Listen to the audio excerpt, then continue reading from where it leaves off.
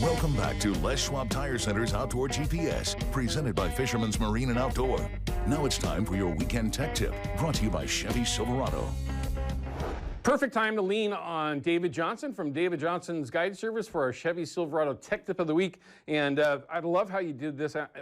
99% of the time when people are talking about steelhead fishing, maybe not that much, 90% of the time, everybody's talking about boat fishing, right? Either you're in a sled or a drift boat or a raft or something similar. But you're going to kind of talk a little bit about bank angling, right? Yeah. Which is there's some bank stuff and just general stuff. Yeah. So I mean, these are things that steelhead fishing. Okay, maybe this is a way to kind of start this. You've been steelhead fishing around here a long time. So have I. Things have changed a lot from, maybe 5 or 6 different ways that we would go after them to now like 100. There's so many different ways to target them that it can be overwhelming for a lot of people that might be new at it or maybe trying to change what they're doing. There's so much stuff going on, but keeping it a little bit basic it helps out a lot. Yeah. Pick a few things, get good at them. Yeah, I mean, and I think that's the best advice. So what did you bring in here? I got a little mix here, and I mean, this is what I'm going to be fishing with in this high water if I get out and fish. Okay. Is, just kind of a mix. Some kind of see spin a trend glows there, right? Yeah. Orange or chartreuse. Yeah, definitely something that they can see. A lot see, of spin right? glows, you get that action. They can hear it and feel it. A little vibration going, down towards them. But I had a few other things to show. You ever use these when you're bank fishing? I have. I do love something bank similar fishing because it's back to, it's back to our roots. And, and I love bank fishing. I can go out for a couple hours and go home. Sure. I just like getting out, walking, and all that stuff. But that's just a little gripper thing that you can put the your fish on and carry it. Yeah. So I just wanted to show that. Show them this trick here. I really kind of appreciate that. I've got to show you that. So pencil lead, hollow core pencil lead. This, and you can get them pretty cheap, $10 or less probably at PetSmart. It is for clipping the nails on a dog. Right. And you can put it on your pencil lead, clip it, and it leaves a hole. It won't crunch the hole. So your hollow core won't get ruined. Yes. Okay, yeah. Good point. And if you're, back in the day, I used to just, back and forth, and you'd have kind of a jaggedy edge. But I can pre-do these. I can do them all, do that, clip, and just keep going and pre-do all of them. Yeah. And I like to take, that's one I clipped for you. This is how I organize my stuff. Just throw it in there. Yeah. There you go. So I don't know if... So you got a little loop of mono in there. Yep, I use a loop of mono, take a short piece, put it through twice, crimp it, and use 20 pound.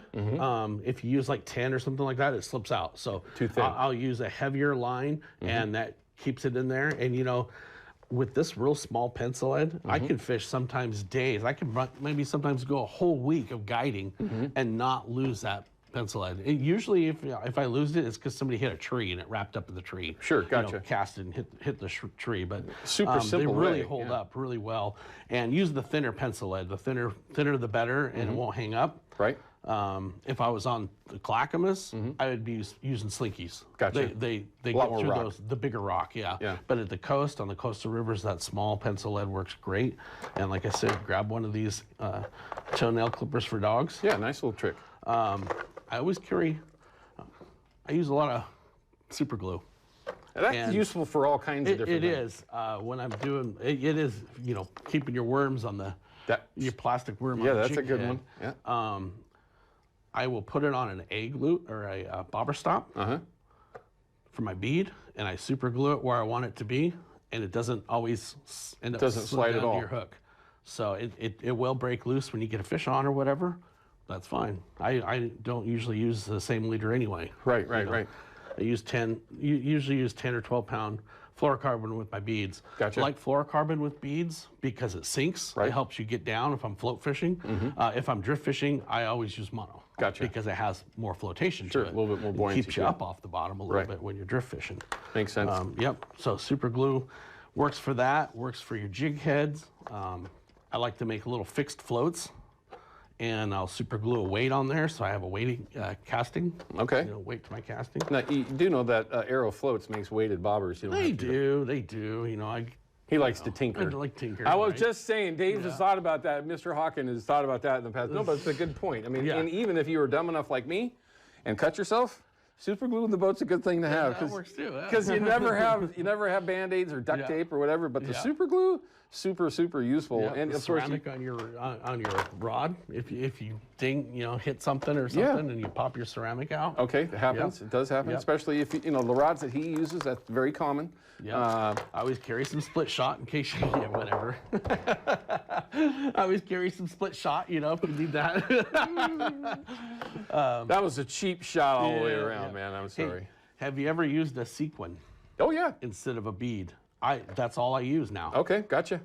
So I've never used one above a float before. That's interesting. yes, I use those instead. So instead of having a bobber stop bead, the little bead, you're using the sequin. right, because it always seems like that little bead. Either it's little and it sometimes gets stuck in the eye of your rod. Absolutely, yeah. Or if it's big enough to not go in the eye of the rod, the hole's big. It'll go over and the it knot. goes over the knot. Right. But a little sequin works great for that. Okay. Yep. You can also use them below a soft bead too. Okay. Yeah. When above a Brandon bobber BNR and Brandon and his brother came out, that's kind of how they first started. It was Yeah. with that sequin. Very interesting. Right. Okay. I love this one. Yeah, I buy these by the bag, on Amazon, and get different sizes and throw these little guys in your tackle box. And, keep the moisture And out. I got bigger ones I throw under the seat of the drift boat and everything just to kind of keep. Yeah. No, it's a good point. It keeps all your stuff from rusting up. I mean, because it happens, especially where you are. Yeah. You like to fish along the coast. I mean, that's where you live. You get that salty air. Things can definitely corrode a little bit faster than, say, anywhere else. And then, of course, having a good pair of pliers is something that you always have to have. Yeah. Okay, so that's a great setup. I like that, 'cause at least some of those things, little things, can make your day on the river just better, and especially if you're planning ahead. But right now, it's Saturday. The rivers are falling. You saw them. We were in our report segment there. Yeah. You right off the top, you said maybe Monday, but probably not past that. Yeah. If you were to go out, understanding the rivers that you fish right along the coast in particular, you said a smaller system might be a better way to go. How would you actually go after them? You mentioned drift fishing, high water colors. Yeah. Is that how you're going to be doing it exclusively? Would you be bobber fishing? What are you going to do? Yeah, I would carry two rods. I'd have a float rod and a drift fishing rod. The high water drift fishing, nothing gets down like that. Yeah. Gets down to the bottom. And then your float rod for fishing the seams. The fish could be from me to you, just right there in 2 or 3 feet of water. And using like a plastic worm on a jig head or, a bobber bait, or a yarny or a yarny with bait on it. Right. Yeah, and fishing that real close. So in on those let's seams. kind of back up. Let's just say let's look at that situation, because that's where a lot of folks, when they go bank fishing, they're trying to cast out, right? When the water's high and off color, or even for that matter, just slightly off color but high. Yeah. When you got big flows, fish are like humans. They're inherently lazy, and they want to be in the slower water, which is right by the bank. Right? Yeah. So if you're fishing that 4 or 5 foot section there, you're not necessarily going to be drift fishing. Right. You want to be able to get it close and just drag it through them. But let's talk about that other side of it, the seam. Throwing a drift rod, when you're traditionally drift fishing along the bottom, dragging along the bottom, what are you looking for to make that choice of actually casting out there as opposed to fishing along the bank? So I'll be casting the drift fishing rod usually in tail outs. Okay. And sometimes those fish will be low in the tail out too. Sure. And so it's drift fishing is more in the tail out kind of fishing, and then the float fishing is going to be on the seams. And one thing with a big river, when the water's high, it kind of makes it into a little river because you're focusing on that first 10 feet from shore most of the time. Sure. Right on those seams where you can see it nice and slow, and the silt will be settled out, that kind of thing. You can always look for a stream coming in that has clear water that the fish are going to pull into. Sure. A lot of guys plunk those kind of spots and float fish. Big rivers, fish high, fish water high up in the system. Water's high, fish high, and it's going to clear up farther up you go. And then the small streams, and several of the small streams on the north coast are hatchery streams. And those are the ones that are going to have the most fish probably this time of year. The Sandy and the Clackamas, when those finally drop, you know, when the snow level goes down, I watched the weather there, and you could see there was a dip in the snow level. The Sandy might clear up on those days. Yeah. Well, maybe the Clackamas too, but it's pretty high right now. Yeah, it's definitely raging, no question about it. Looks like a baseball field. I mean, really. Yesterday when I went over it, I was a little surprised that it was still the way that it was. Yeah. But like you mentioned, each river system and size of system are going to drop and clear differently. Experience will kind of help you with that. But literally just going out and putting your feet on the ground, that's going to teach you and show you, you know, what it is that you're looking for. You could get to one river on the North Coast in particular and go, geez, man, this is brutal, and then go 5 miles and end up on another entirely different drainage, and it's absolutely pristine. And you don't know that unless you're just out there kind of covering some ground. Okay, so let's go a little bit different here. Let's say that somebody wants to take their drift boat out, and you're no doubt a lover of chasing winter steelhead in a drift boat. In high water, are there different things that you might look for, as opposed to not necessarily low, but like maybe perfect conditions, but in high off-color conditions? What might you look for different if you're in the drift boat? So again, I'm going to fish those streams next to the shoreline. So you might anchor your boat right there and feed your bobber out. Your float out below the boat, reel it in, float it out through there. Pulling plugs. You can pull a bright plug and be fishing that.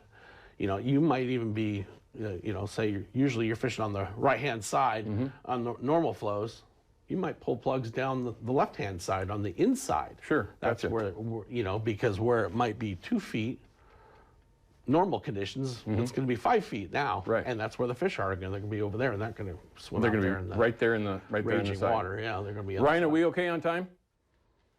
Okay, so I got 30 seconds left. You mentioned plugs. Plugs work in off-color conditions, not just their prime conditions of lower, clearer conditions. Plugs against the bank work great, and diver and bait. In the right system, okay? You know, done in the right way in the right system. Close against the bank can be very effective as well. Any room for you for winter steelhead season for anybody? Yeah, especially March. As I was telling you, normally I go to Christmas Island in March, and this year I was able to secure a date in January. Okay. So I got a lot more dates in March. Open. Yeah, which is prime time. If you can get with him on the water in March in a drift boat, just understand you're going to have a great time, and odds are very good that you might have a fish. He can get them every so often if there's like a lot of fish. Well, there's a lot of fish in March. We'll be back in just a second, everyone. Don't quit.